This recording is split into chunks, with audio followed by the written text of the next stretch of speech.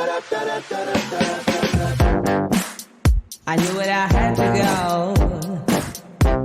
I thought that I forgot. Move a little faster. So give me a sign, baby. Bonjour à tous et à toutes, je vous souhaite la bienvenue dans ce 3e épisode du Podcastologue, le podcast consacré à l'industrie du podcast, à ce qui s'y passe, aux innovations, au matériel et évidemment à celles et ceux qui en font ou qui souhaitent en faire. Ce 3e épisode est aussi celui du changement dans le Podcastologue puisque on va devenir hebdomadaire avec un épisode par semaine et on va séparer les contenus avec une semaine la discussion sur les infos, sur les actus entre Bruno, Philippe et moi. Et attendez-vous à avoir beaucoup de stock. Vous allez voir, cet épisode aujourd'hui en est bien rempli. Et d'un autre côté, la semaine suivante, une entrevue, la grande entrevue qui était préalablement intégrée à l'épisode, eh bien, elle sera détachée et ce sera un épisode régulier, une semaine sur deux, avec une grande entrevue. Donc, on souhaite que vous aimiez cette formule. C'est maintenant 2 fois environ 1 heure, une semaine sur deux, de l'info, de la techno, et la semaine suivante, une entrevue. Et pour revenir à notre contenu de la semaine, celui de l'info et de la techno, eh bien, je vais commencer tout de suite avec toi, Bruno, puisque tu reviens de Las Vegas. Et donc, Bruno, juste en quelques mots, qu'est-ce que tu nous ramènes comme information intéressante des États-Unis? Écoute, rapidement, c'était le Consumer Electronics Show, c'est le grand rendez-vous de l'industrie. C'était le grand rendez-vous de l'électronique. Maintenant, ça couvre une quarantaine de domaines différents. Ça va de la food tech au monde de l'automobile en passant par l'espace et heureusement encore un peu d'électronique. Donc, c'est ça. Et puis, à l'intérieur de ça, il y a eu le mot podcast qui était présent ici et là, notamment par une annonce qui a été faite vendredi dernier et puis aussi par la présence d'énormément de podcasteurs. J'avais jamais vu autant de podcasteurs sur un événement. Alors, on en reparlera. Ouais, ça c'est intéressant. Philippe, ton actualité est pas moins chargée. Tu es en train de boucler le 2e numéro du Podcast Magazine. Alors, j'ai entendu dire que tu n'étais pas du tout surchargé. Ça se passe vraiment les doigts dans le nez. Tout va bien. Merci Stéphane. Bien, je suis très heureux de vous retrouver à nouveau aujourd'hui. En fait, plein de choses qui se sont passées. Déjà, la Radio Week qui s'est passée il y a pas longtemps. C'est quoi la Radio Week pour ceux qui connaissent pas? En fait, chaque année, étant donné que le salon avait lieu en général fin janvier 2000, fin janvier chaque année, à partir de 2020, il n'y a plus de salon, donc on s'est dit on va faire quelque chose de virtuel en ligne et on a continué à la faire cette Radio Week en 2021, en 2022 et maintenant en 2023 puisque le salon reprendra en janvier 2024 physiquement. Comme il l'était en 2020, juste avant le Covid. Et donc, on a toujours cet événement où cette année, on a remis des awards à des radios et à des acteurs de l'industrie qui ont réalisé des événements ou qui ont mis en place des opérations un peu spéciales, un peu originales, un peu valorisantes pour le média radio. Et on a décidé de leur remettre des awards. Donc, on a eu une quarantaine d'awards qui ont été remis sur toute une semaine du 30 janvier au 3 février. Et quand tu parles du salon, là, tu parles du Paris Radio Show, hein? Oui, je parle du Paris Radio Show qui s'appelait avant le Salon de la Radio et avant qui s'appelait le Radio. Tu sais, il y a encore des exposants qui appellent le Salon de la Radio, enfin le Paris Radio Show, le Radio. Ah ouais, ça s'appelait c'était le Salon de la Radio. Moi, évidemment, on a tous entendu parler du Salon de la Radio, mais donc c'est vraiment un produit ancien. J'essaye de faire attention à peser mes mots. 2003, on a créé le Radio en 2003. Ouais. Donc plein d'actualités. Et puis oui, le magazine, la 2e mouture du magazine, où on va avoir plein de choses bien intéressantes dans ce magazine encore et qui sort début février. Je me suis fait dire que tu avais parlé avec quelques-uns de nos patères techno. Est-ce que c'est vrai que tu as parlé à Adam Curry? Ouais, alors en fait, on est passé par quelqu'un qui est dans le milieu de l'open source parce que Adam Curry et Dave Jones font partie vraiment des... alors, c'est pas des pionniers, hein, parce qu'ils ont commencé avant même que le mot podcast existe, je pense. Ils ont fait partie de cette de ce lancement de RSS. Et puis là, ils travaillent sur un projet de podcast 2.0 pour améliorer le flux RSS et en faire quelque chose de encore plus riche. Et c'est eux qui mènent notamment Podcast Index. vous savez, qui référence quasiment tous les podcasts aujourd'hui dans le monde, et c'est une base de données libre, téléchargeable. Alors, faut connaître un peu le code, mais quand on connaît le code, on peut savoir, par exemple, combien il y a de podcasts francophones. Et c'est d'ailleurs ce dont nous allons parler dans Podcast Magazine numéro 2, puisqu'on a fait une liste de tous les hébergeurs qui existent et qui sont utilisés au niveau francophonie. Et on a indiqué combien est-ce que, selon Podcast Index, il y a vraiment de podcasts hébergés chez eux. Donc ça sera intéressant. Donc vous avez fait un check du nombre de podcasts hébergés chez les grands hébergeurs. J'imagine que vous n'avez pas fait le tour de tout le monde, mais les principaux. Et sans rien dévoiler, les chiffres sont surprenants? Il y en a qui annoncent un certain nombre de chiffres et les chiffres sont pas vraiment ceux qu'ils annoncent. Après, il faut toujours mesurer les calculs et Podcast Index. Podcast Index, il fait un parsing, il va chercher tous les flux RSS qui existent. Il les liste, il les référence, et donc à chaque fois qu'il y a un podcast, si un podcast par exemple a un flux RSS qui est privé, Podcast Index ne l'aura pas. Donc il faut limiter et dire que peut-être en effet, et puis il y a des podcasts qui ne sont plus en exercice, qui ont été fermés et qui peuvent être quantifiés chez l'hébergeur alors qu'ils ne le sont pas en réel puisqu'ils ont été fermés. Donc après, voilà, on peut mesurer un peu les choses. Mais en gros, on aura des chiffres à nous, encore une fois, comme notre classement de Podcast Magazine qu'on réalise, qui est notre classement et qui, on espère, deviendra la référence dans 20 ans. Et un jour, il faudra qu'on parle de ces histoires de classement parce que, oui, Bruno, je vais te passer le micro, mais il faudra qu'on parle de ces histoires de classement parce que moi, je reçois régulièrement des classements Podchart, Podaddict, etc. pour le podcastologue, et c'est jamais les mêmes. Ça correspond jamais. Mais c'est pas possible. Ça correspond jamais au classement d'Apple Store, évidemment. Il y a rien qui correspond. Donc ça serait super de faire un sujet là-dessus parce que je suis sûr que les gens sont complètement perdus. Tu reçois des chiffres et tu ne sais pas d'où ils viennent, tu sais pas comment ils sont calculés. C'est surréaliste cette histoire de classement. Bon. Ce qui est intéressant, par exemple, c'est que ça te permet de savoir à l'occasion, comme dans le cas de mon carnet, qu'à un moment donné, j'étais dans le palmarès sénégalais ou de la République tchèque. Ouais, c'est vrai. D'ailleurs, mais d'ailleurs, d'ailleurs, nous, on est en Suisse et en Belgique, tout comme au Maroc d'ailleurs. Mais on n'est pas dans les classements. On est dans le classement suisse, par exemple. Mais comme on dit toujours, c'est pas les quantités qui comptent, c'est les qualités. Oh, c'est bien ça. Je vois que tu démarres, mon petit podcastophile, cette année 2023 d'une façon extrêmement positive. Ça va chauffer cette année. C'est très beau.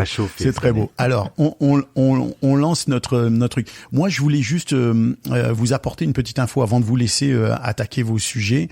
Je sais pas si vous avez vu passer ça, mais Zencastr a lancé une sorte d'appel à contributeurs chez les gens qui utilisent Zencastr. C'est-à-dire que tu peux devenir entre guillemets actionnaire de Zencastr en payant, en t'achetant une partie de Zencastr. Ils ont d'abord lancé un programme, une sorte de questionnaire, est-ce que vous êtes intéressé, etc. J'ai répondu oui pour voir et j'ai reçu effectivement une offre qui me dit que à partir de pour aussi peu que $100, je peux commencer à avoir une participation au sein de Zencastr. Alors je vois pas vraiment quel est l'intérêt, tu sais, est-ce qu'il y a un intérêt là-dedans, est-ce que c'est un bon signe pour Zencastr ou est-ce que c'est mauvais signe? Moi, en tant qu'utilisateur un peu comme ça, pas très ferré en questions financières, je me dis est-ce que ça veut dire qu'ils ont des problèmes financiers puis qu'ils essaient d'aller chercher des fonds qu'ils n'ont pas été capables de lever autrement? Bref, ça m'a interpellé cette histoire. Vous avez entendu parler? Ça c'est toujours la question qui est soulevée quand une entreprise ou une organisation se lance dans le sociofinancement. Parce qu'il y a des gens qui vont se dire, est-ce que c'est parce qu'ils sont pas capables d'aller lever de l'argent auprès de financiers parce que c'est pas assez sérieux? Mais de l'autre côté, la semaine dernière, quand j'étais au CES, j'arrêtais pas de voir des entreprises, des startups françaises et autres qui avaient levé avec du sociofinancement le double, le triple de ce qu'ils avaient demandé. Donc ça dépend des contextes. Ouais, mais en même temps, ce qui m'intrigue, c'est que, moi, je me lancerais dans le sociofinancement pour faire une enquête de podcast. Il y en a qui le font. On comprend l'intérêt, mais une entreprise qui est quand même installée comme Zencastr, qui a traversé la Covid, qui s'est développée durant cette période-là, qui a un nombre certainement une masse d'utilisateurs assez importante, à y faire du financement participatif, je sais pas, je trouvais ça. J'aurais tendance à dire que c'est un peu comme quand tu lances un podcast. Si ta promesse au début, elle est de pas faire participer les gens et que tu changes ta promesse en cours de route, c'est qu'il y a un peu anguille sous roche. Il y a quelque chose. Mais ce serait intéressant de le savoir. Si on a un auditeur ou une auditrice qui en sait plus là-dessus. Et à propos d'initiative et de participation collective, je vous rappelle le bonus qui est arrivé après l'épisode 2, que j'ai mis en ligne après l'épisode 2 la semaine dernière. Une entrevue avec Jérémy Mani sur le Podcaston, cette initiative qui permet aux podcasteurs et aux podcasteuses de s'emparer, de soutenir et de promouvoir une cause qui leur tient à cœur, quelle que soit la cause. Si jamais vous n'avez pas écouté cet épisode, écoutez-le, il est dans le fil RSS évidemment du podcast. Et puis vous pouvez entrer en contact avec Jérémy Mani sur LinkedIn. Tous les liens sont dans le contenu de l'épisode. Mais je vous recommande vraiment d'écouter ça pour au moins savoir ce qu'est le Podcaston. Je pense vraiment que c'est une initiative qui va durer, qui va s'installer.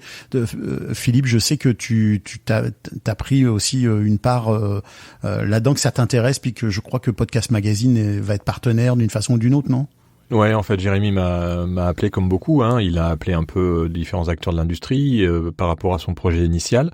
Moi, je lui ai refait mes remontées, d'autres lui ont fait ses remontées, et après, il a décidé de lancer d'une certaine manière. Je pense qu'il a pris quelques petits éléments que je lui avais suggérés.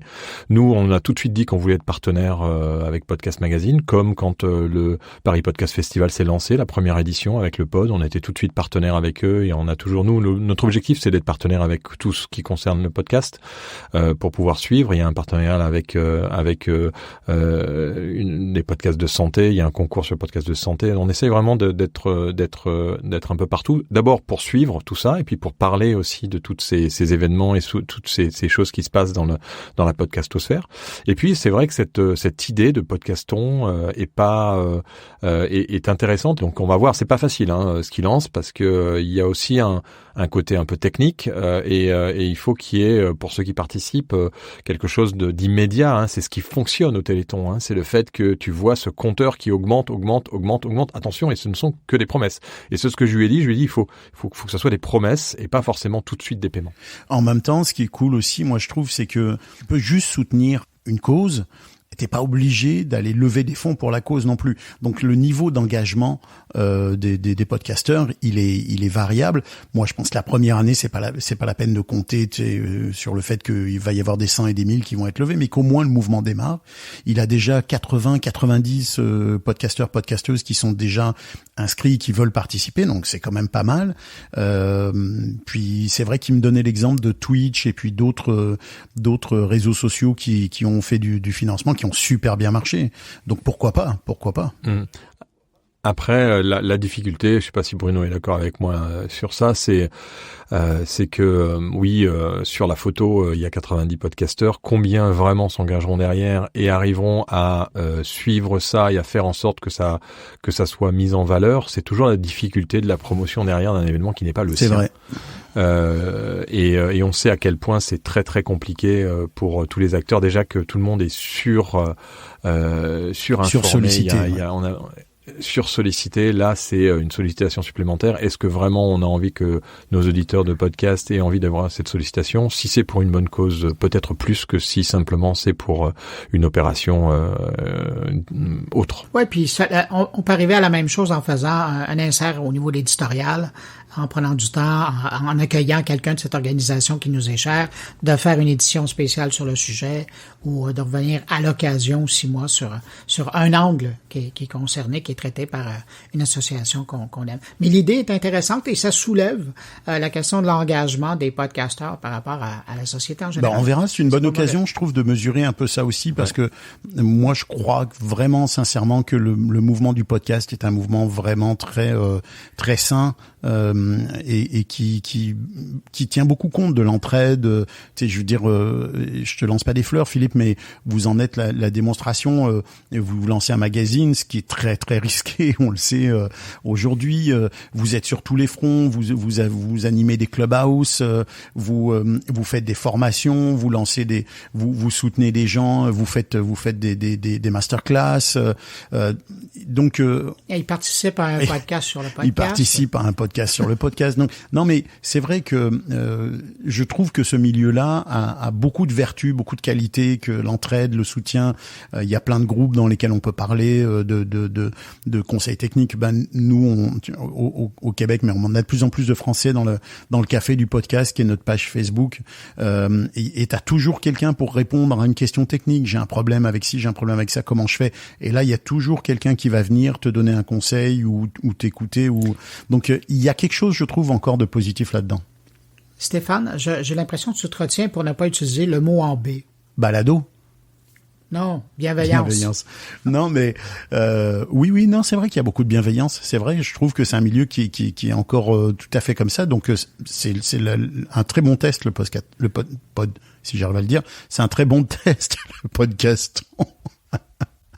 Bon, toi Bruno, tu vas nous parler un petit peu de ce que tu as ramené du CES à Las Vegas, mais on va quand même parler d'autres actualités. Puis Philippe, on va te demander de nous parler de Acast et de cette régie publicitaire à laquelle tu t'es inscrit pour voir un petit peu ce que ça donne. On salue nos auditeurs et nos auditrices parce que, comme je le disais tout à l'heure, on est écouté en France et au Canada, mais aussi en Belgique, au Maroc, en Suisse. Alors, on vous salue, on vous remercie de nous écouter. J'en profite pour vous rappeler que ce podcast a un partenaire qui est Eddy Sound et que nos musiques, le générique de ce podcast est tiré de la librairie musicale de BAM Music. Alors maintenant, on va y aller un petit peu techno et on va commencer par toi, Bruno, avec ton retour du CES, mais les différentes infos que tu nous as ramenées. Alors, je te laisse aller. À toi le micro. À moi l'honneur. Annonce fort intéressante pendant le CES, lors d'une conférence qui a été présentée par les gens de SiriusXM. Pour les gens qui connaissent pas, SiriusXM, c'est le gros joueur de diffusion radio par satellite, mais depuis quelques années, ils se sont lancés dans le podcast, entre autres en rediffusant une partie de leur programmation en format podcast, mais aussi en créant du contenu original. Évidemment, de là mon intérêt pour la chose. Et là, ce qu'on vient d'apprendre vendredi, c'est qu'on a décidé d'aller chercher un acteur connu. Je sais pas si ça vous dit quelque chose, le nom de LeVar Burton et la série Roots, notamment, ou la série Racine. C'est dans cette série-là qu'on l'avait connu. C'est un acteur très connu. Ils ont décidé d'aller faire un tour dans le domaine du podcast pour enfants. Et faut savoir que c'est un domaine qui reste encore niché, mais là, d'aller chercher des acteurs américains qui sont connus, on se dit que du côté de Sirius, on veut essayer d'aller faire une percée de ce côté-là. Sinon, il y avait une conférence qui a été présentée dans le cadre du CES qui parlait de l'évolution de l'industrie du podcast. Et c'était intéressant parce que tous les joueurs qui étaient sur le panel, c'était tous des gens de Sirius. Alors, on sentait plus que c'était du placement publicitaire qui était fait là. Mais tout de même, c'est intéressant parce que ça permettait de voir un peu leur approche, leur façon de fonctionner dans la production. Et effectivement, là, ce qu'on peut en retirer de cette présentation-là, c'est qu'ils vont miser sur de la production originale pour ne pas nécessairement cannibaliser l'antenne, parce que c'est quand même le cœur de leur business. Là, ça vous coûte quelque chose comme $300 canadiens par abonnement là, annuellement pour avoir le service dans les voitures. Au fond, c'est un bouquet, je t'interromps, mais SiriusXM, c'est un bouquet de chaînes audio que tu peux écouter évidemment partout, y compris dans ta voiture. Ouais, puis la plupart, je dirais, sans publicité, sauf qu'il y a des chaînes spécialisées, évidemment, à la CNN radio, qui reprennent une partie de leur programmation repackagée dans le contexte du satellite. Il y a Radio-Canada aussi qui est présent là-dessus. Malheureusement, il n'y a pas, et ça, c'est une question de droit. Il y a les services français sont aucunement présents. Ça, j'ai toujours trouvé ça triste, mais bon. Radio-Canada étant partenaire de Sirius au Canada, je pense que Radio-Canada vous laisse garder la part du marché francophone et pas la partager avec des radios publiques françaises, belges ou suisses. Ouais, c'est peut-être des problèmes c'est peut-être des questions territoriales, je sais pas. C'est vrai que SiriusXM est pas très connu en Europe, hein, Philippe, en France. Ouais, en fait, il y a pas du tout de présence parce que le paysage géographique ne permet pas de faire du satellite. Il y a eu des opérations dans le passé de satellites européens qui se sont lancés, qui ont été des échecs. Il y avait une opération, mais c'était du satellite payant. Avec ils avaient contacté toutes les radios pour qu'elles puissent donner leurs tarifs pour qu'on accède à leur contenu premium. Et déjà la radio payante c'est compliqué, et la radio par satellite, il y a un gros écueil en Europe et dans les villes où il y a beaucoup de population et d'immeubles. C'est le fait que ça ne rentre pas dans les voitures et ça ne passe pas au travers des immeubles. Ouais, c'est la qualité de la réception. Mais de par la réalité nord-américaine où il y a énormément d'étendues, et de là le succès dans ce coin-ci de la planète. Mais sinon aussi, ce que je voulais faire, c'est un clin d'œil vraiment à la communauté de podcasteurs qui couvre la technologie. Au CES, là, dans la section médias, dans la salle de presse, je pense que si j'ai pas croisé une 50aine d'équipes différentes, qui produisaient du podcast pour couvrir l'événement, que ce soit une personne tout seul, ou que ce soit 2 personnes, ou que ce soit carrément une équipe qui était installée sur des plateaux qu'ils avaient organisés. Il y avait au moins une 50aine de podcasts qui ont été produits à partir de là-bas. C'est intéressant de voir que, parallèlement aux médias traditionnels, maintenant, il y a les podcasts qui se déplacent et qui sont sur place pour présenter ce type de programmation en direct de là. Mais en fait, ça, c'est l'expression de ce que devient aussi l'industrie du podcast. On le voit évidemment quand on regarde je cherche le mot en français, les charts, les classements, et qu'on voit qu'il y a énormément de podcasts d'information qui se retrouvent dans les classements. Évidemment, en dehors des différentes chaînes de médias qui ont leur propre podcast ou qui déclinent leurs émissions en podcast ou qui créent leur propre podcast natif, il y a quand même des podcasts natifs. Et en France, Philippe, vous avez Hugo Décrypte et d'autres podcasts qui fonctionnent super bien.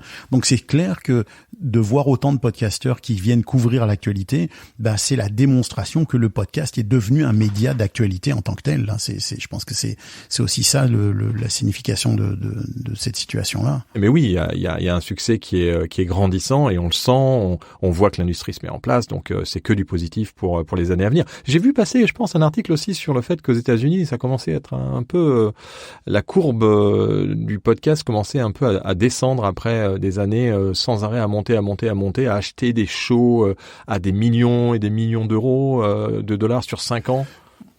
Non, je pense que t'as vu l'article sur Spotify, mais des fois j'ai l'impression qu'il faut pas confondre la baleine blanche avec le reste du contenu de l'océan, tu sais, parce que je pense qu'on a vu le même article où ils expliquaient que la stratégie de Spotify était en train de faire un peu long feu, c'est-à-dire qu'ils ont investi hyper lourdement dans des shows, ils ont payé des stars, ils ont payé des personnalités à des tarifs complètement fous, et ils se rendent compte que peut-être le retour sur investissement est pas là. Puis en même temps, il y a peut-être eu un phénomène d'emballement, mais le marché il est vaste, et si tu mises tout sur les personnalités, tu oublies une partie du marché qui est peut-être moins rentable à court terme, mais qui va l'être à long terme aussi. Puis est-ce que tu es vraiment cohérent avec ce qu'est le marché du podcast? Parce qu'on s'entend qu'aujourd'hui, des gens ont autant de plaisir à écouter un petit podcast autoproduit de bonne qualité que d'écouter une grosse production de bonne qualité ou de très bonne qualité. Et est-ce que les gens font toujours la différence quand on écoute avec un casque sans fil dans la rue un podcast? Est-ce qu'on a besoin d'une qualité top niveau de studio de production, ou est-ce qu'une bonne qualité déjà va faire l'affaire? La différence, elle est peut-être pas si flagrante pour le public, pour le grand public aujourd'hui. Alors peut-être que c'est peut-être ça qui s'est passé pour Spotify, je sais pas, je suis pas dans le secret des dieux, mais on a l'impression quand même, en tout cas c'est ce que disait l'article, que ce surinvestissement sur des personnalités, sur des gros noms, finalement c'est un petit backlash, quoi. Mais ça, moi je pense pas que ce soit un marqueur de l'industrie. D'ailleurs, quand Bruno nous avait dans le dernier épisode parlé de Spotify et des chiffres qui sont annoncés par Megaphone, là, qui est le sort de service qui fait les stats, des stats de Spotify, on voit bien que les stats annoncées de progression d'écoute sont incroyables. Donc moi, j'ai pas l'impression qu'on en soit là. Je sais pas, Bruno, toi, comment tu vois ça, là? Non, je partage ton point de vue. C'est-à-dire que je pense que Spotify a voulu faire plus de com que d'autres choses en offrant des contrats mirobolants et en faisant des grosses acquisitions dès le départ. Je pense qu'ils voulaient prendre un coup d'avance sur Apple. Ça a été fait et puis ils ont pris leur position dominante. À partir de ce moment-là, c'est pas surprenant qu'il est réduit. D'ailleurs, bon nombre d'équipes de production ont été coupées là, chez Spotify, l'année passée. Alors, je pense que c'est un réajustement et c'est sain à quelque part parce que ça va permettre à d'autres podcasts de venir prendre un peu de bande passante. Ouais, et puis le marché va se réguler tout seul. C'est sûr que c'est pas du tout un marché linéaire. C'est l'évolution d'une industrie comme ça, elle est absolument pas linéaire. Il va y avoir des pics, ça va retomber, ça va redémarrer. Il y a des endroits où ça va retomber alors qu'à d'autres endroits ça va exploser. Ouais, et puis l'économie va pas très bien non plus, hein. Donc faut quand même rappeler ça. Il y a toutes ces sociétés qui sont en bourse, les entreprises du digital en bourse sont quand même se cassent la gueule depuis un an à peu près. Et je parle pas de la crypto là, hein, je parle simplement des entreprises qui sont dans le numérique, dans le digital, genre Facebook ou Amazon ou. Mais même Apple, hein, je pense Apple qui a eu un recul, là. Qui depuis un an recule. Donc faut penser aussi quand même que cette situation-là, ça enlève des finances aux grosses entreprises qui ont viré quand même beaucoup de personnes, hein, que ça soit Acast, Spotify ou d'autres. Ouais, mais somme toute, là, en regardant ça de façon quand même un peu générale, moi, j'ai quand même le sentiment que dans ce marché difficile, l'industrie du podcast, qui est une industrie naissante, elle se porte plutôt bien.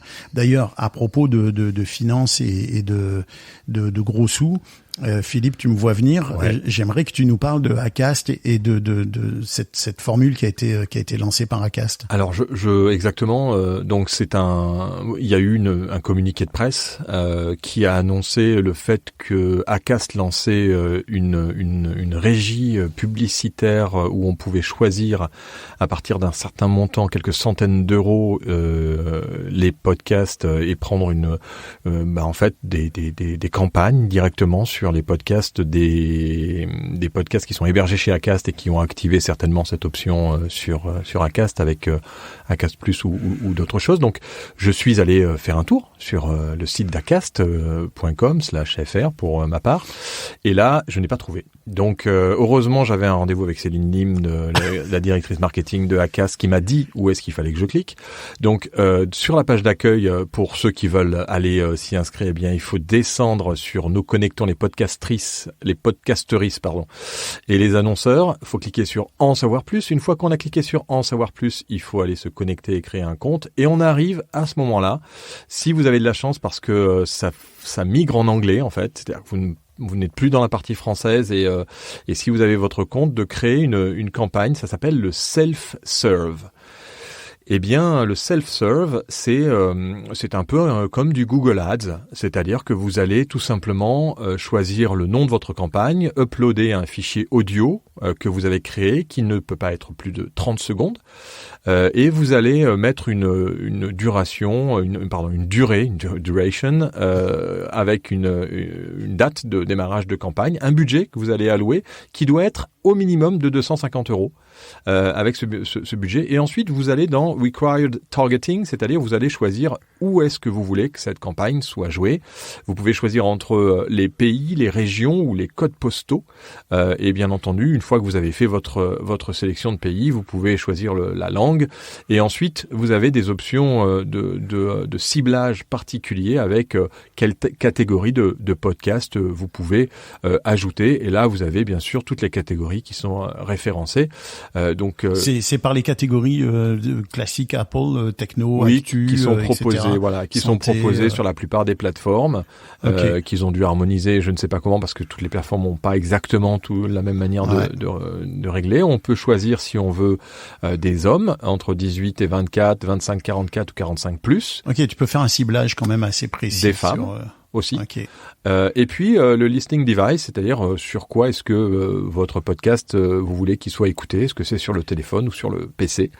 Et ensuite vous avez en fait les dernières fine-tune your campaign avec les cappings, c'est-à-dire combien est-ce que de fois vous voulez que votre publicité soit jouée, et puis il y a la possibilité d'ajouter du tracking externe avec des outils que vous connaissez certainement pour ceux qui sont dans cette partie-là. Ce qui fait que j'ai généré moi une campagne tech en me disant tiens je vais tester sur la France avec Podcast Magazine toutes les dates, et le retour m'a été que sur 300 €, eh bien j'ai 100% de ma campagne qui peut être affectée sans aucun problème avec un coût par impression à 21,60 € CPM.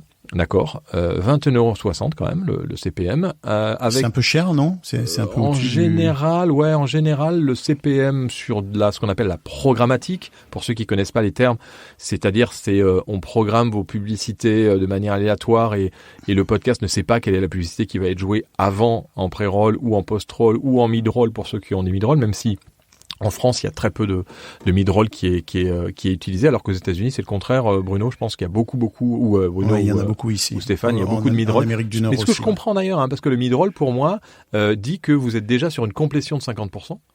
Et donc que vous tombez à un moment où les gens sont confortablement installés, continuent à vous écouter, et tac, vous tombez sur un truc. Si le mid-roll est bien fait, ça peut être impactant.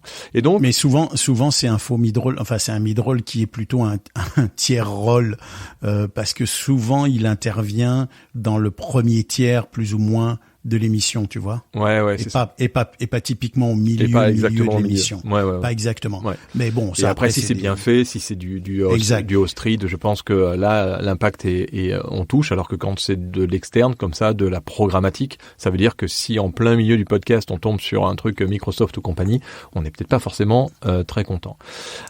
Ensuite, il nous donne donc les impression goals, c'est-à-dire l'objectif d'impression, 13 000 impressions, la durée 2 jours. Et là, on reste sur sa faim. Parce que moi, je pensais qu'on allait avoir une série de podcasts qui allaient nous être proposés. Eh ben non, on ne sait pas sur quel podcast ça va être joué. Alors, à moins qu'on le sache après. En l'occurrence, là, la seule réponse que j'ai eue de ma campagne, c'est faut vous payer 21,60 € pour 1000 affichages, et derrière, je ne sais pas, peut-être qu'après, il nous redonne une liste avec les podcasts qui ont joué nos publicités. Donc, il faudrait que je teste pour faire. Mais t'as pas lancé la campagne, en fait. Tu l'as pas lancé. J'ai pas finalisé la campagne pour le moment. Je voulais simplement voir quel était l'outil, la simplicité d'accès. Donc, pour rien vous cacher, c'est pas simple d'y accéder. Maintenant, bien entendu, je suppose que si vous passez dans le contact et que vous demandez où est-ce que vous pouvez vous inscrire, ils vous dirigeront. Mais c'est pas quand même très très très clair et très très très net sur le site d'Acast. Bruno? Philippe, est-ce que tu as eu l'occasion d'essayer celui de Spotify? Pas du tout, non. J'ai pas du tout testé. Parce que ça ressemble beaucoup, mais j'ai plus souvenir là, des différentes étapes, mais c'est ça ressemblait pas mal à ça. C'est dans les mêmes prix aussi. Alors, la campagne s'adresse à quel type d'annonceur là? C'est moi qui veux faire une publicité pour le Podcastologue, c'est toi qui veux faire une publicité pour mon carnet, c'est Philippe qui veut faire une publicité pour Podcast Magazine, parce que je vois pas une agence.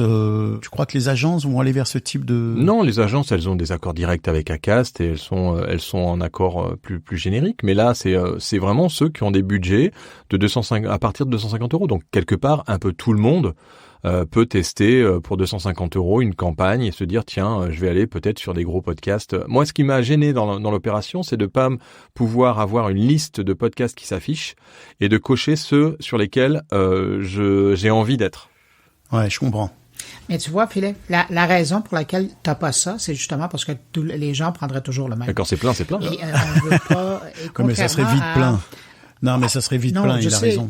Oui, puis après, le tarif pourrait augmenter, là. Mais c'est juste que ils veulent vraiment répartir ça sur l'entièreté de leur catalogue. Tout le monde voudrait être sur Mon Carnet, tu comprends? Tout le monde voudrait être sur le podcast de Bruno, Mon Carnet, et dirait, lui, il se ferait des en or. Oui, mais ça, pour moi, c'est un écueil qui ressemble quand même à la radio. C'est les invendus, si tu veux. Donc, j'ai pas envie, moi, qu'on me place en invendu. C'est exactement ça, là. J'ai plutôt, tu vois, et en effet. Tu veux dire par là que comme t'as aucun contrôle sur le podcast sur lequel tu vas te trouver, tu ne sais pas si tu vas te retrouver sur un second ou un troisième niveau de qualité. Ou un quatrième ou un cinquième. Ou un quatrième ou un cinquième. Ouais, je comprends. Oui, mais c'est justement, mais si on présentait une liste de podcasts, ben les gens diraient après le cinquième, les gens arrêteraient et iraient pas. Tandis que là, avec un catalogue anonymisé, ben là, les gens y vont. Mais de l'autre côté aussi, puis Philippe, tu sais comment ça fonctionne. Si on te nommait directement les podcasts qui sont intéressés à avoir du placement publicitaire, ça prendrait pas de temps que les plus gros budgets,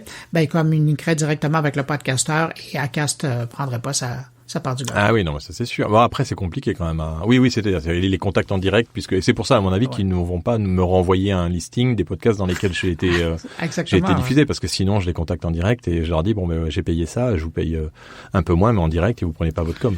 Donc c'est compliqué, mais c'est quand même, voilà, c'est quand même. C'est intriguant, c'est intéressant quand même. C'est intéressant. Mais c'est la même approche que sur Facebook ou Instagram quand tu achètes de la publicité, hein. Alors, comme petit commerçant là, où tu décides, tu segmentes. Google Ads, tu choisis tes sites sur lesquels tu veux aller quand même. Hein.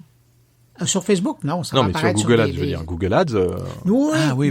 Moi, je parle de Facebook. Oui, mais mais Facebook, tu vas sur des pages Facebook, tu te retrouves partagé sur des pages, tu te retrouves pas dans des. Non, tu te retrouves à apparaître dans l'interface de la personne qui t'intéresse, mais au ciblage, mais pas sur. Par exemple, moi, je pourrais pas aller annoncer mon carnet sur la page par défaut sur la page de Stéphane Berthomé sur Facebook. Non, je comprends. Oui, mais je pense que ce serait un peu trop poussé. Puis honnêtement, ce serait même intrusif.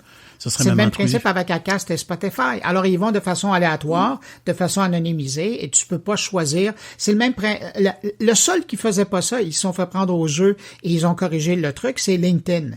LinkedIn, tu pouvais carrément choisir où tu allais faire une publicité. Et je me souviens, moi, à l'époque, quand je travaillais pour une grande boîte de relations publiques, j'avais carrément fait une mission commando et j'avais acheté pendant 1 mois de la publicité sur la page LinkedIn d'un concurrent de mon client pour aller faire du recrutement, et ça avait été une opération sauvage, mais ça avait bien fonctionné pour mon client, et c'était la page par défaut de son concurrent où ils étaient très malheureux. Tu étais un gros hacker, en fait. C'était pas très gentil, mais non, mais je comprends, en même temps, je comprends le principe. C'est ce qui est difficile, c'est effectivement de dire, on va te donner la possibilité de choisir à chaque fois. Tu pourras pas choisir à chaque fois.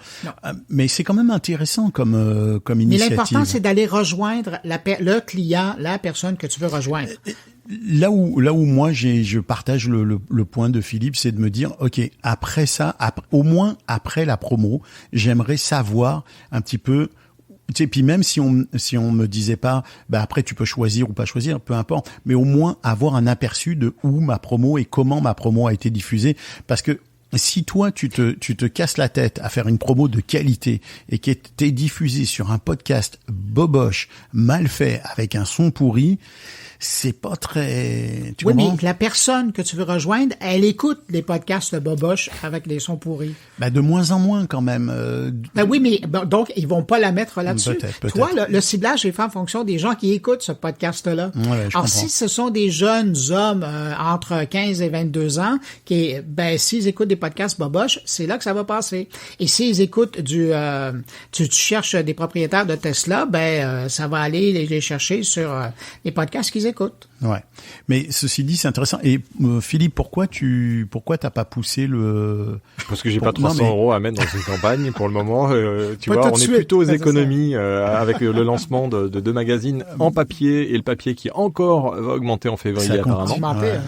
Mais pourquoi tu demandes pas, tu devrais demander à Acast de te faire un test, de faire un test, et puis on en parlerait, et puis toi tu pourrais en parler dans le magazine. On lance l'appel. Mais on peut lancer l'appel à Céline et aux équipes d'Acast France pour que le podcastologue puisse avoir une campagne de test et qu'on avance. C'est même une double campagne, parce que si tu fais une campagne pour l'un ou l'autre, que ce soit Podcast Magazine, on pourra en parler dans le podcastologue, tu pourras en parler dans Podcast Magazine. Ils vont se payer deux vecteurs de diffusion différents. Je vais le mentionner dans mon carnet. Et en plus, à mon avis, devrait nous payer pour faire ça. Ça fait... Non, mais je pense d'ailleurs que c'est ce qu'on va leur demander. Hein. C'est pareil. Je pense qu'Acast, c'est pas le moment où ils communiquent beaucoup et ils utilisent beaucoup de budget marketing. Hey, pendant qu'on parle de pub, vous me permettez de faire un clin d'œil avec ce projet un peu fou d'un Américain qui veut créer un ad blocker pour les podcasts. Mais oui, pour les podcasts, comment il fait? T'es sûr qu'il est américain, hein? Oui, tout à fait. Il est de Portland, en Oregon. Je vais pas le nommer parce que je veux pas qu'il reçoive des tomates par la poste. Ou des lettres de mise en demeure. Non, mais c'est assez débile son affaire, parce que donc c'est ça. Il veut faire un ad blocker, donc un anti-pub là pour les podcasts. Et le principe étant que en tout cas, ça fonctionnerait sur iTunes. Et l'idée là-dedans, c'est que son petit système qu'il installe sur l'application, il détecte lorsque la publicité arrive et ça zappe la publicité et ça poursuit. Le truc qui est un peu con, c'est qu'à l'heure actuelle, lui, ce qu'il dit, c'est que l'argent qu'il va faire, les revenus qu'il va faire avec les gens qui vont acheter son système, il va le redistribuer aux podcasteurs. Sauf que ça va être qui, ces podcasteurs? Mais comment il peut savoir? Voilà. Alors, c'est un peu ça. C'est peut-être là que le podcast 2.0 et le nouveau namespace RSS peut jouer son rôle, puisque si j'ai bien compris, et vous lirez ça dans Podcast Magazine numéro 2. Il a réussi à placer 4 fois Podcast Magazine. C'est ce que ça va changer. Fort. Non, mais oui, parce que vous pouvez pas imaginer ce que vous pouvez lire dans Podcast Magazine. Mais si, on l'imagine, puisqu'on lit. D'ailleurs, permettez-moi de vous poser une question importante à l'un et à l'autre. Bruno, as-tu envoyé ta chronique? Et Philippe, as-tu reçu la chronique? Mais oui, j'ai reçu le billet de Bruno, tout à fait. Et d'ailleurs, je pense que ça sera très important dans la prochaine édition de lire le Podcast Magazine, le billet de Montréal, parce que vous apprendrez si votre podcast fait partie des 50% de podcasts les plus écoutés. J'ai travaillé très fort pour amener toute cette information-là, de savoir votre podcast là, personnel, selon vos chiffres d'écoute, il se retrouve où dans le top 50. Et tu verras où est le podcastologue. Faut vraiment qu'on fasse une émission sur les classements et sur le Podcast Magazine. Ça, c'est quasiment le cas déjà. Oh non. Mais faut qu'on fasse une émission sur le classement pour savoir. Non, mais on va faire ça. C'est un beau sujet. Hein? Le prochain, on fait un épisode sur la question des classements et on s'en reparle. Oui, moi, je sais pas trop quoi penser de cette histoire de adblock, parce que d'abord.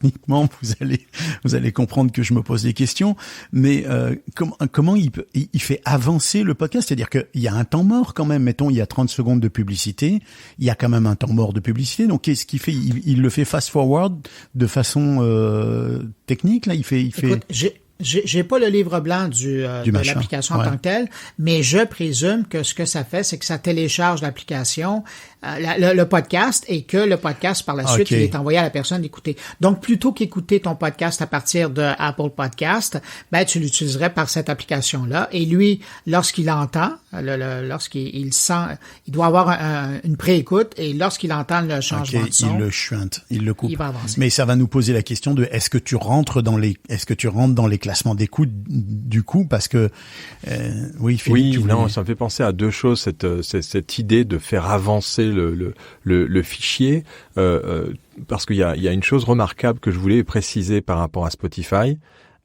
C'est que en fait, vous savez, cette fonctionnalité d'avancer de 15 secondes dans le player, Acast vient de le supprimer sur son player. Ah ouais.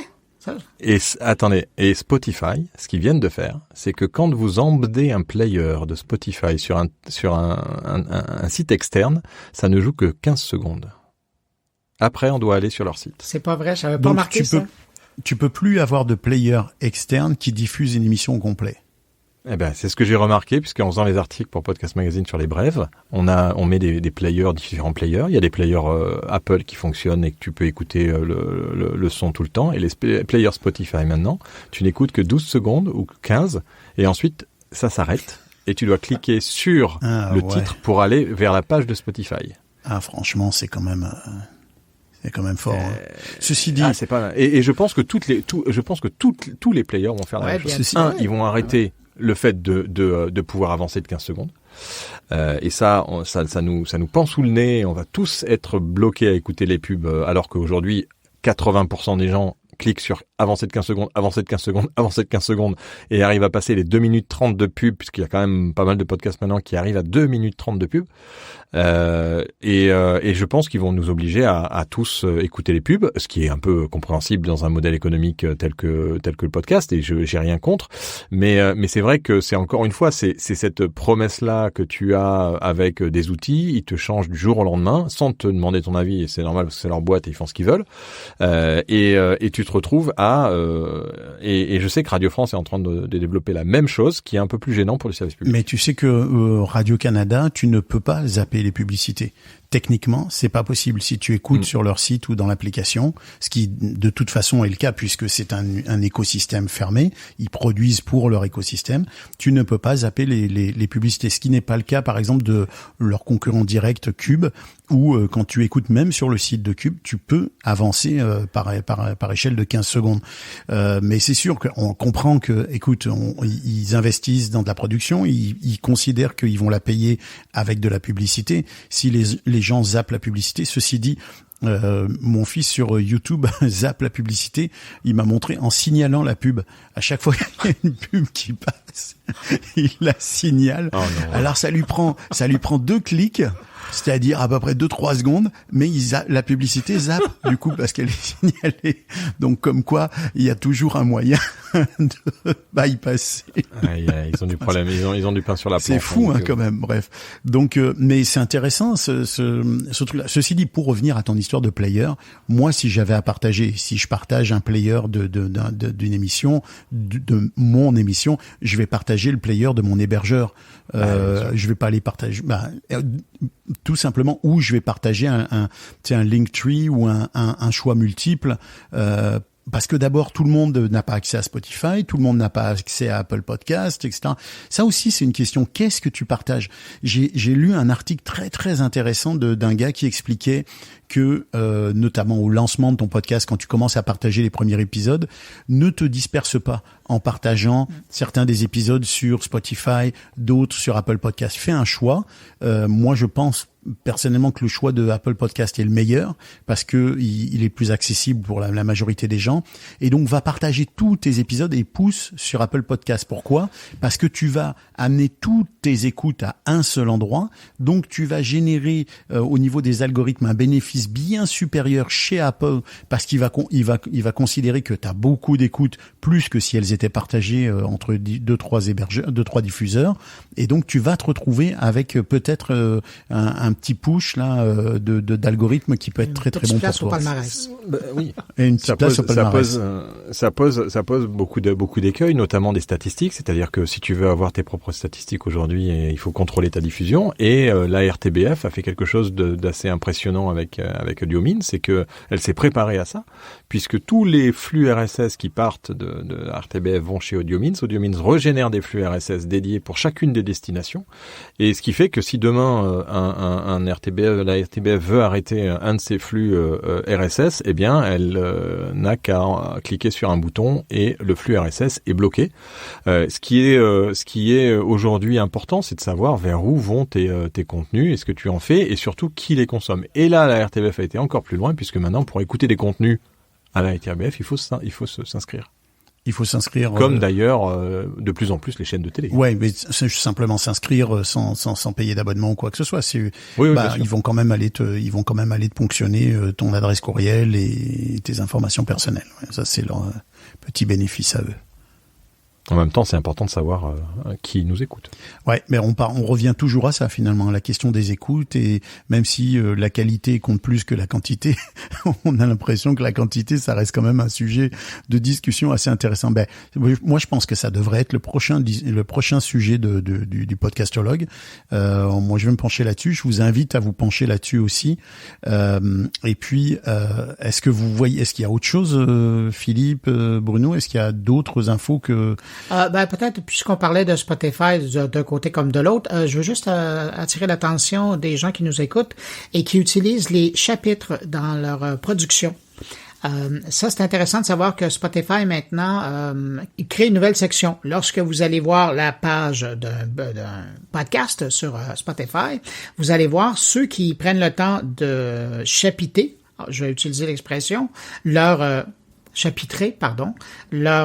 contenu, et bien maintenant, ça génère une section carrément avec le détail de l'ordonnancement sur votre podcast. C'est déjà effectif, là? Oui, c'est déjà effectif, c'est en déploiement, mais ce qui est intéressant, c'est que cette information-là doit être partie prenante de la description du podcast, un peu comme ça se fait sur YouTube. Alors, dans le descriptif de votre podcast, vous prenez le temps de mettre le minutage, et puis ça va générer automatiquement cette page-là. Par exemple, Ocha, et je le sais puisqu'on est hébergé chez Ocha avec le Podcastologue, Ocha offre dans les différentes interfaces d'enregistrement de ton épisode, offre le chapitrage. Mais est-ce que c'est compatible? Attention, parce que le chapitrage sur Ocha, est-ce que le chapitrage sur Ocha, quand tu es hébergé chez eux, fait que derrière, il est inclus dans le flux RSS et qu'il est reconnu par ceux qui reconnaissent le chapitrage? Alors à ce moment-là, la question qu'il faut se poser, c'est pourquoi est-ce que ça n'est pas fait sur le logiciel d'enregistrement? Puisqu'il y a des logiciels qui permettent de chapitrer à l'intérieur. Si on prend par exemple Hindenburg est un logiciel qui te permet de chapitrer et de rajouter même des photos pour chacun des chapitres. Si tu veux changer la vignette de chacun des chapitres d'une manière super simple et en exportant ton fichier MP3 et pas en Wave là, parce que le Wave il va pas garder le chapitrage, mais en MP3 ça te permet d'enregistrer ton chapitrage et de pouvoir avoir automatiquement, à mon avis, le chapitrage au chat. À voir, à vérifier. Mais c'est ça, ma question, c'est si jamais, alors là, on vient de s'ajouter 2 questions, mais je vais demander à Ocha, justement, de répondre au point que tu viens de soulever, Philippe, mais la question que ça amène, c'est que si moi, je chapitre sur Hindenburg et que je télécharge mon épisode sur Ocha, je suis curieux de voir de quelle façon est-ce que le chapitrage va automatiquement être conservé par Ocha, donc je vais le retrouver dans mon flux sur Apple ou sur Spotify maintenant, ou il va falloir que je refasse un chapitrage interne, Bruno? Stéphane, si tu me permets de répondre à une partie de ta question, moi, pour utiliser le chapitrage depuis un bon moment, j'utilise une application qui s'appelle Auphonic, sur laquelle je fais mon mix final, et là-dessus, eux, ils utilisent la norme ID3 ou ID3, là, et donc ça, c'est la norme de chapitrage officielle, et quand je la prenais et que je la déposais sur Ocha, ça me générait automatiquement l'information de chapitrage dans l'interface d'Ocha, mais quand j'allais du côté de Spotify, et c'est encore le cas parce que j'ai fait le test, cette information-là est pas prise. Donc, il faut vraiment que ton chapitrage soit fait à l'intérieur du descriptif de ton podcast. Par ton hébergeur, tu veux dire? Donc, par ton hébergeur. Non, par Spotify. Là, il parle de Spotify spécifiquement. Mais ce qui est quand même incroyable. Pourquoi est-ce qu'ils ne sont pas compatibles à la norme ID3? Ça, c'est... Ouais. Ils ont été pour le plus facile. Alors, ils font comme YouTube et ils prennent... Ça veut dire que c'est toi qui vas chapitrer ton propre podcast dans Spotify? Non. Tu le fais à l'intérieur de ton descriptif de podcast. C'est quand même hallucinant, quoi. Ok, en texte. Exactement. Ah oui, alors c'est pas super efficace, en fait. Si tu le chapitres en texte. Mais je veux dire, tu peux déjà le chapitrer en texte, de toute façon. Oui, tout à fait. Par défaut, d'ailleurs, faut inviter les gens à le faire quand ils peuvent le faire. Oui. Si ça peut s'écouter, évidemment, en chapitre. Et en même temps, moi j'ai une question. Je sais, Bruno, que tu le fais beaucoup et tu le fais depuis très longtemps. Et non seulement tu le fais dans tes épisodes, mais tu le fais tu vas au bout de la logique, c'est-à-dire que tu le fais dans tes descriptions d'épisodes, évidemment, mais tu découpes tes extraits d'épisodes que tu livres en chapitres de ton épisode, c'est-à-dire que tu fais juste une entrevue dans ton épisode que tu livres de façon autonome à l'écoute. Mais je me demande, moi, si on reste sur le sujet du chapitrage, c'est-à-dire que si on livre un épisode avec à tel moment on a le point techno, à tel moment on a tel sujet, à tel moment on a l'entrevue, c'est quoi la valeur ajoutée? Parce que si chacun fait ce qu'on appelle du cherry picking, va chercher ce qui l'attire le plus dans l'épisode, est-ce qu'on y gagne vraiment en tant que créateur de contenu, ou est-ce que finalement on se retrouve avec quelqu'un qui va écouter les 3 minutes techno qui l'intéressent et zapper finalement complètement la partie, tu vois? Je me demande moi si c'est réellement un plus. Cette façon de découper son épisode en parts de gâteau là. Pour répondre, en tout cas en ce qui me concerne, et là tu t'évoques avec mon carnet. Moi je le fais depuis un bon moment justement de couper, donc de morceler la production. Donc je publie une fois pendant 3-4 jours la version totale, et puis après je coupe en saucisson par segment. Et ce que ça m'a permis de voir, c'est que les gens qui m'accordent des entrevues ou les gens qui sont intéressés par les sujets, ils partagent spécifiquement justement ça. Plutôt que d'indexer, et ça fonctionne pas toujours correctement, dépendamment dans quel contexte c'est envoyé, en ayant juste la portion qui les intéresse, j'ai vu qu'il y avait beaucoup plus de reprises qui étaient faites, et donc le nombre total d'écoutes sur ma chaîne, mon carnet, il est beaucoup plus élevé avec ça. Question technique, quand tu partages un segment de ton épisode qui dure, mettons, 1h, 1h10, quand tu partages un segment, tu recrées un épisode? Ou tu partages uniquement le segment? Je recrée un épisode. Donc tu t'ajoutes des épisodes supplémentaires qui sont des segments de l'épisode précédent. Exactement. Et dépendamment de quel hébergeur de podcast, c'est intéressant comme discussion, ça va allumer des étincelles chez certains podcasteurs, mais c'est sûr.